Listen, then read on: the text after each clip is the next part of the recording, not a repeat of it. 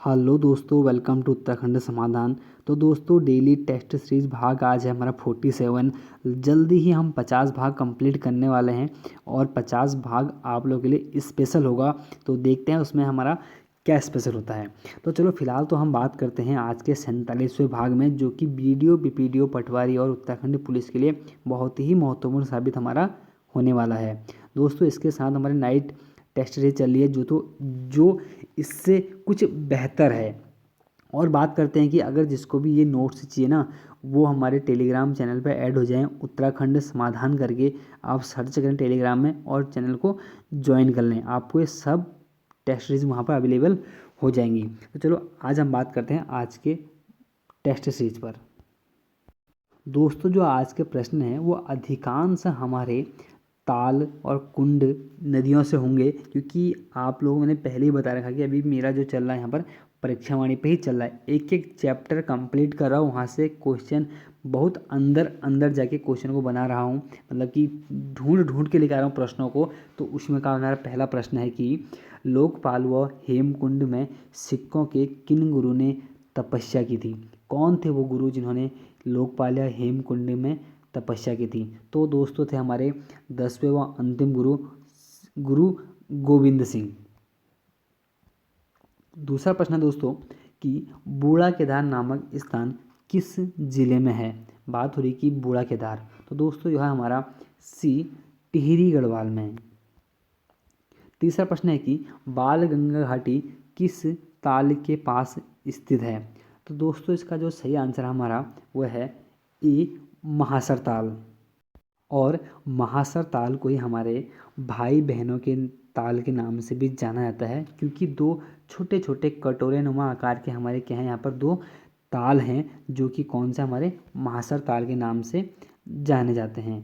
और बात करें कि यम ताल, तो यम ताल तो हमेशा हमारे बर्फ़ से ढका रहता है। और एक हमारा प्रसिद्ध है यहाँ पर कौन सा, एक मंसूर ताल भी है, जो कि खास कर यहाँ पर ना एक पर्यटकों के लिए बहुत ज़्यादा प्रसिद्ध है। होने पर तो देखो सभी पर्यटकों के लिए प्रसिद्ध है, लेकिन मंसूर ताल हमारे बिल्कुल बोले ना कि खतलिंग ग्लेशियर के पास ही और ताल हमारा स्थित है। और बासुकी ताल हमारा लाल पानी वाला ताल है।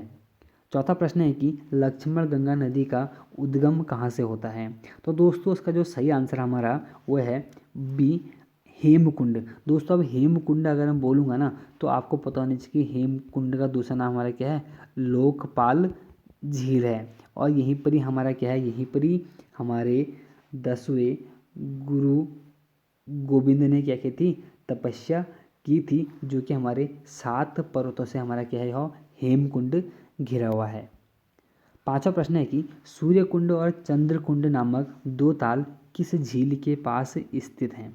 तो दोस्तों जब बात आती है कि सूर्यकुंड ताल या चंद्रकुंड ताल की, तो कहीं पर कुंड लिखा होगा, कहीं पर ताल लिखा होगा, तो दोनों सही है। तो इसका जो सही आंसर होगा हमारा वो है सी सतोपंत ताल। सतोपंत ताल को दोस्तों छी सागर भी इसको कहा गया है, ठीक, ये तो अलग चीज़ है, लेकिन हमें सतोपंत ताल से महत्वपूर्ण ये याद रखना है कि इसको क्या कहते हैं, जो जल मिलता है ना, वो हमारे जो भागीरथी ग्लेशियर है वह उससे मिलता है, भागीरथी ग्लेशियर से। तो यहीं से क्वेश्चन बनता है कि भागीरथी ग्लेशियर कहाँ है, तो हमारे कहाँ है, हमारे चमोली में ही स्थित है। और यह ताल जो हमारा 3 कोणा वाला हमारा ताल है, कौन सा, सतोपंत ताल।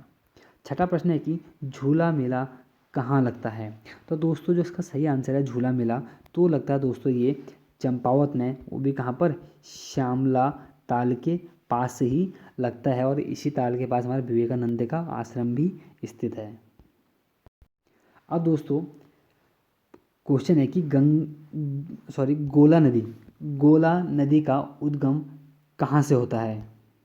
तो इसका सही आंसर हमारा बी पहाड़ पानी नामक स्थान से हमारे गोला नदी का उद्गम होता है। अगर मैं बात करूं कि गर्म पानी नामक स्थान से किसका उद्गम होता है, तो दोस्तों वो है हमारी एक प्रसिद्ध दाबका नदी, ठीक है, दाबका नदी, जो कि हमारे कोसी की सहायक नदी है। अगर आपने सुना होगा चंद वंश में एक प्रसिद्ध आपने कोटा बाग पढ़ा होगा, जहाँ पर हमारा महेंद्र चंद बोलूँ या हमारे बहुत से चंद वंश के राजा भाग के आए थे, या जैसे कि देवी चंद ने तो देवी रामपुर में भी राजधानी बसाई थी, वो भी कोटा बाग के अंतर्गत। तो उसी जो कोटाबाग है हमारा किस पे है, तो हमारे दापका नदी पे ही हमारा कोटाबाग स्थित है। तो अभी तो हम बात कर रहे हैं कि गोला नदी, तो गोला नदी कहाँ से निकलती है, पहाड़ पानी नामक स्थान से निकलती है, जो कि हमारे कहाँ है, नैनीताल के पास ही हमारा स्थित है। और उसके बाद गोला नदी की जो कुल जो बहते हुए आती है गोला पानी, गोला नदी, तो यहाँ कुल हमारी कितनी है, 102, ठीक है, 102 किलोमीटर हमारी यह बहती है और किच्छा से यह कहाँ बाहर हो जाती है। आठवां प्रश्न है कि भुजपत्री गाड़, गरगतिया गाड़, काला पानी गाड़ किसकी प्रमुख सहायक नदियां हैं। तो इसका जो सही आंसर हमारा वह है बी, पूर्वी रामगंगा की। तो दोस्तों यहीं पर हमारे एक पश्चिमी रामगंगा भी है। तो पश्चिमी रामगंगा की हमारी 3 प्रमुख सहायक नदियाँ हैं, वह है बिरमा, बीनो और गगास, ठीक है। 9वां प्रश्न है कि भिलंगना नदी की कुल कितनी लंबाई है। दोस्तों वही भिलंगना नदी की बात हो रही है जिसका संगम भागीरथी से पुरानी टिहरी नामक स्थान पर होता था या होता है, क्योंकि अब तो वो डूब चुका है, विलीन हो चुका है टिहरी डैम में। तो उसकी कुल लंबाई हमारी कितनी है, 110 किलोमीटर है। और भिलंगना की हमारे कुछ प्रमुख सहायक नदी है बालगंगा, मेदगंगा, दूधगंगा और धर्मगंगा। 10वां प्रश्न है दोस्तों कि कोसी नदी किस स्थान से मैदान में प्रवेश करती है। तो इसका जो सही आंसर दोस्तों हमारा वह है बी, रामनगर से। रामनगर की अगर बात करो तो रामनगर की स्थापना हमारे 1850 में रैमजे द्वारा ही करी गई थी। और इसी कोसी नदी के किनारे पे ही या कोसी नदी के बीचों बीच में हमारा प्रसिद्ध कौन सा हमारा एक गर्जिया मंदिर स्थित है। और कोसी की बात करो तो कोसी को एक प्रसिद्ध इसका एक होते हैं ना कि उपनाम बोल दूं, या इसको बोलते हैं कि धान का कटोरा के नाम से जानते हैं इसको। और रामनगर की अगर कोसी की बात करें तो रामनगर हमारे जो रामनगर शहर है कॉर्बेट सिटी के नाम से जाना जाता है, तो इसी कोसी नदी के किनारे पर हमारा स्थित है। और ढिकाला को तो कॉर्बेट का प्रवेश द्वार के नाम से जाना जाता है। और बात करें कि काशीपुर, तो काशीपुर हमारी ढेला नदी के तट पर स्थित है। 11वां प्रश्न है कि मलिक मोहम्मद जायसी किसके समकालीन थे। तो दोस्तों मलिक मोहम्मद जायसी ने पद्मावत की रचना की थी। तो यह किसके समकालीन थे, तो कौन थे हमारे, ए, शेरशाह सूरी के। 12वां क्वेश्चन है कि बाबर का मकबरा कहाँ स्थित है। तो दोस्तों जो बाबर का जो मकबरा है हमारा कहाँ है, हमारा सी, काबुल में है। 13वां प्रश्न है कि उमर शेख मिर्ज़ा किसके पिता का नाम था। तो दोस्तों उमर शेख मिर्ज़ा ये थे हमारे बाबर के पिता। तो एक बार पूछा गया था बाबर के पिता का क्या नाम था, तो मैंने यहाँ पर प्रश्न थोड़ा उल्टा घुमा दिया। 14वां प्रश्न है कि भक्ति आंदोलन को दक्षिण भारत से उत्तर भारत में लाने का श्रेय किसे जाता है, कौन थे वो व्यक्ति। तो दोस्तों वो थे हमारे कौन, ए, रामानंद। 15वां क्वेश्चन है कि मुंबईयान नामक पद्य शैली का जन्मदाता किसे माना जाता है। तो दोस्तों वो थे मुगल वंश के संस्थापक हमारे कौन, ए, बाबर। 16वां प्रश्न है कि दूर की सोचने वाले के लिए एक शब्द है। जो व्यक्ति दूर की सोचता है उसके लिए एक शब्द कौन सा हमारा, तो वह है क्या, सी, दूरदर्शी।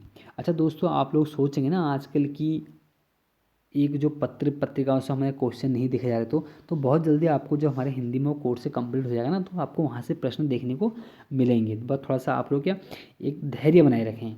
17वां प्रश्न है कि हाथ को हाथ न सूझने का अर्थ है।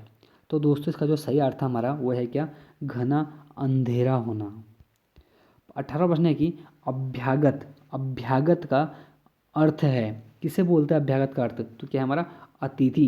दोस्तों ध्यान देना अतिथि शुद्ध में लिखा भी ऐसे ही जाता है, बहुत बार पूछा था कि अतिथि का शुद्ध रूप लिखो। 19वां प्रश्न है कि सामग्री का पुल्लिंग क्या है। तो उसका जो सही आंसर हमारा सामग्री का जो पुल्लिंग हमारा क्या है, सम्राट है, ठीक है, क्या, सी, सम्राट। 20वां प्रश्न है कि जो क्रिया अभी हो रही है उसे क्या कहते हैं। आसान सा है भाई, जो क्रिया हो रही कौन सी, मतलब आधी हो रही है तो क्या उसको क्या, अपूर्ण क्रिया, मतलब जो भी हो ही रही है। तो दोस्तों ये थे आज के हमारे 20 प्रश्न। तो बताएं कि कैसा लगा आपको यह वीडियो। तो अच्छा दोस्तों मैं देख रहा हूँ कि आजकल सिर्फ एक मात्र हमारे सुनील जी हैं कोई, तो उन्हीं का कमेंट आता तो अच्छा लगता है उनका कमेंट, तो वही नंबर बताते, तो और कोई नंबर बताते नहीं हैं, क्योंकि देखने पर तो बहुत सारे लोग देख रहे हैं, 100 देख रहे हैं, 200 देख रहे हैं, 300 देख रहे हैं, उससे मतलब नहीं होता। लेकिन जितने भी लोग देख रहे हैं, कम से कम अपने नंबर तो कमेंट करें। कौन सा नंबर कमेंट करने में शर्म आ रही है? आखिर मेरे को पता तो चले कि मैं हाँ आप लोगों के लिए सही कर रहा हूँ या गलत कर रहा हूँ। दोस्तों एक कमेंट अपने नंबर बताएं हम, क्योंकि मुझे भी लगता है कि अब क्वेश्चन लेवल थोड़ा सा बढ़ाना चाहिए करके ना। तो जो भी है ठीक है, फिर मिलते हैं नेक्स्ट वीडियो में। तो तब तक के लिए जय हिंद जय भारत।